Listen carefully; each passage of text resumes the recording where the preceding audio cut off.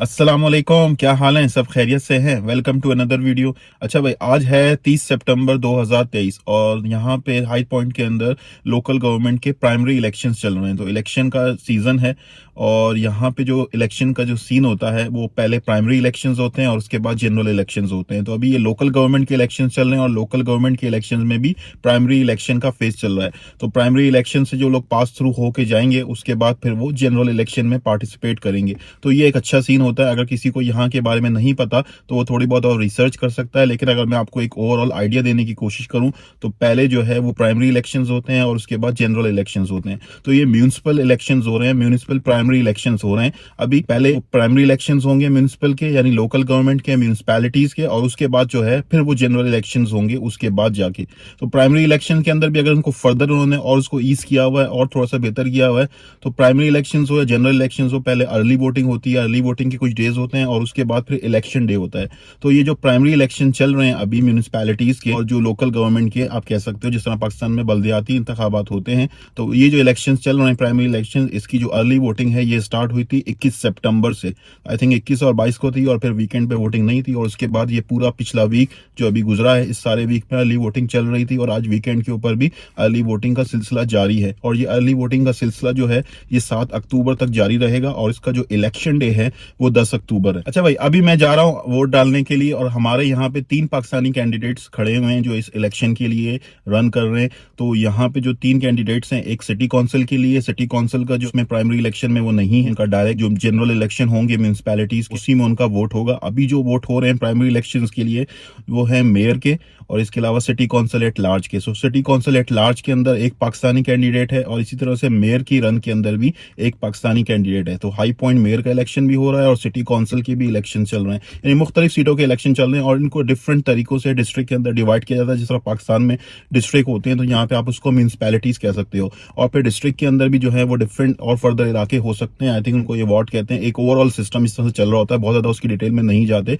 लेकिन आप कह सकते हो कि यार डिस्ट्रिक्ट के अंदर डिफरेंट मखसूस इलाकों को इन्होंने फर्दर पे डिवाइड किया हुआ है। तो वार्ड 3 के लिए एक पाकिस्तानी कैंडिडेट है और वो सिटी काउंसिल वार्ड 3 के लिए है, और इसी तरह सिटी काउंसिल एट लार्ज की एक सीट है यहाँ पे जिसपे एक और पाकिस्तानी कैंडिडेट है जिनका अभी प्राइमरी इलेक्शन चल रहा है। और मेयर के लिए आई थिंक 4 कैंडिडेट्स हैं, उसमें भी एक पाकिस्तानी कैंडिडेट है। तो पाकिस्तानी कम्युनिटी के इस दफा 3 कैंडिडेट जो हैं वो इलेक्शन के अंदर हिस्सा ले रहे हैं। इससे पहले आई थिंक जो लास्ट इलेक्शन हुए थे उसमें एक पाकिस्तानी कैंडिडेट ने यहाँ हाई पॉइंट से इलेक्शन में हिस्सा लिया था, और इस दफा जो है वो 3 पाकिस्तानी कैंडिडेट्स इलेक्शन के अंदर हिस्सा ले रहे हैं। सो दैट इज गुड, और ये पाकिस्तानी कम्युनिटी के लिए एक अच्छी चीज है। अगर वो जीत जाते हैं सिटी और लोकल गवर्नमेंट के अंदर, रिप्रेजेंटेशन पाकिस्तानी कम्युनिटी की हो सकती है। और अगर पाकिस्तानी कम्युनिटी के हवाले से कोई चीजें हैं या मुस्लिम कम्युनिटी के हवाले से कोई चीजें हैं तो उन चीजों के ऊपर बात करना, उन चीजों को आगे लेके जाना, उन चीजों की रिप्रेजेंटेशन करवाना आसान होगा और बेहतर होगा। तो I think it's good Pakistani community के लिए और मुस्लिम कम्युनिटी के लिए खासकर एक अच्छी अपॉर्चुनिटी है कि अगर आपके कैंडिडेट्स यहाँ पे खड़े हुए हैं तो आप उनको पूरी तरीके से सपोर्ट करो। मेरी रिकमेंडेशन यही है कि अगर पाकिस्तानी कैंडिडेट्स खड़े हुए, पाकिस्तानी कैंडिडेट्स जो है वो रन कर रहे हैं इलेक्शन के लिए, तो एज अ पाकिस्तानी और एज अ मुस्लिम आपको उनको सपोर्ट करना चाहिए। अगर किसी के और कोई पर्सनल मसाइल है या कोई और उनको पर्सनल किसी चीज के हवाले से कोई तशवीश है तो वो आप उसके हवाले से रिसर्च कर सकते हैं, सोच सकते हैं और अपनी तसल्ली करने के बाद अपना वोट कास्ट कर सकते हैं। यहाँ पे जो इलेक्शन का माहौल है वो काफी मुख्तलिफ होता है पाकिस्तान के अंदर से, और क्योंकि यहाँ पे उन्होंने इलेक्शन को काफी दिनों के ऊपर स्प्रेड किया होता है, एक पर्टिकुलर डे के ऊपर इलेक्शन नहीं हो रहा होता जिस तरह पाकिस्तान के अंदर है कि सारा इलेक्शन जो है या डिफरेंट इलाकों का जो इलेक्शन है एक ही सिंगल पर्टिकुलर डे के ऊपर हो रहा होता है, जिसकी वजह से बहुत ज्यादा जो है वो प्रेशर होता है और बहुत ज्यादा चीजें जो है वो आउट ऑफ कंट्रोल भी हो जाती हैं।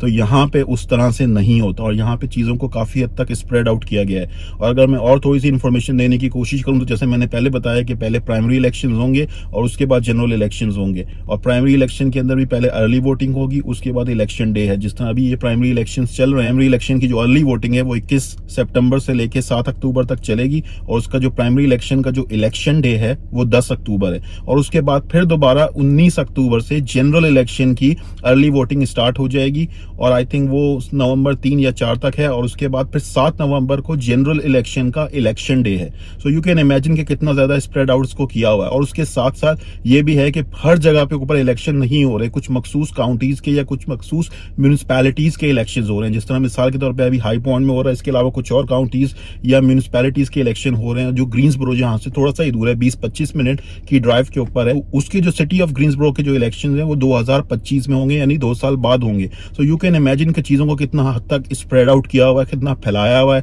और चीज़ों को आसान करने की कोशिश की जा रही है। अगर हम इसी चीज़ को पाकिस्तान से कंपेयर करते हैं, वहाँ का माहौल देखते हैं, वहाँ पे अफरा तफरी देखते हैं, वहाँ पे हंगामा राई भी हो जाती है, वहाँ पे मसले मसाइल हो जाते हैं, लड़ाई झगड़ा हो जाता है।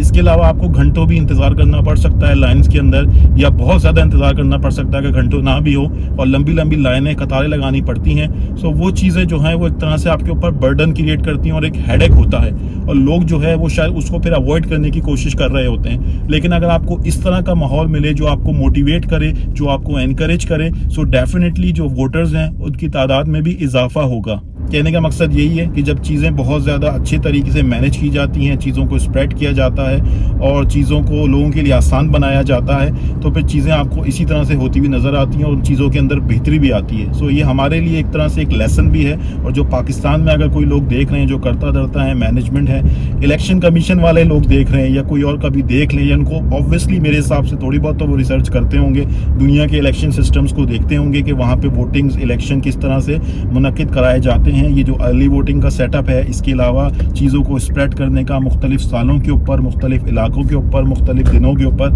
ये जो सारा कॉन्सेप्ट है, ये भी उनको शायद पता हो। अगर नहीं पता हो तो कोई इनको बता दे, या अगर कभी वो ये वीडियो देख लें या किसी और की वीडियो देख लें, यहाँ के जो एक्सपीरियंस शेयर करते रहते हैं या बाहर का जो एक्सपीरियंस किसी और मुल्क के अंदर शेयर करते रहते हैं, तो जहाँ पे इस तरह के अच्छे सिस्टम्स मौजूद हैं, जहाँ पे एक अच्छे तरीके से इलेक्शन को कंडक्ट करवाया जाता है और चीज़ों को आसान बनाया जाता है और चीज़ों को कंट्रोल किया जाता है बेहतर तरीके से, और रिगिंग से और इस तरह की जो भी मसले मसाइल होते हैं इलेक्शन से रिलेटेड, उनसे बचने की कोई ना कोई अगर चीज़ें मौजूद हैं, उनसे बचने के कोई ना कोई टूल्स मौजूद हैं या उसको बेहतर करने के टूल्स मौजूद हैं, अपनाया हुआ है दुनिया ने और दुनिया में वो चीज़ें की जाती हैं। सो व्हाई नॉट, आप पाकिस्तान के अंदर रहते हुए चीज़ों को बेहतर क्यों नहीं बना सकते, इलेक्शन के अंदर रिफॉर्म्स क्यों नहीं कर सकते और चीज़ों को लोगों के लिए आसान क्यों नहीं बना सकते। तो डेफिनेटली पाकिस्तानीज़ को भी और पाकिस्तानी मैनेजमेंट्स को भी, गवर्नमेंट्स को भी, इलेक्शन कमीशन को भी इन सारी चीज़ों को देखना चाहिए। लोगों से जो दुनिया के अंदर अच्छी चीज़ें ऑलरेडी लागू हैं उनसे फ़ायदा उठाना चाहिए, उनके ऊपर नज़र रखनी चाहिए और उनको अडॉप्ट करना चाहिए अगर कोई चीज़ अच्छी वो दुनिया के अंदर किसी और हिस्से के अंदर, किसी और डेवलप कंट्री के अंदर मौजूद है, ताकि हमारी ज़िंदगी, हमारे लोगों की ज़िंदगी बेहतर हो सके, हमारे मुल्कों के अंदर fair and transparent election possible हो सके और इलेक्शन का जो है एक अच्छा निज़ाम राइज हो सके। ठीक है भाई, thank you very much, good bye, अल्लाह हाफिज़।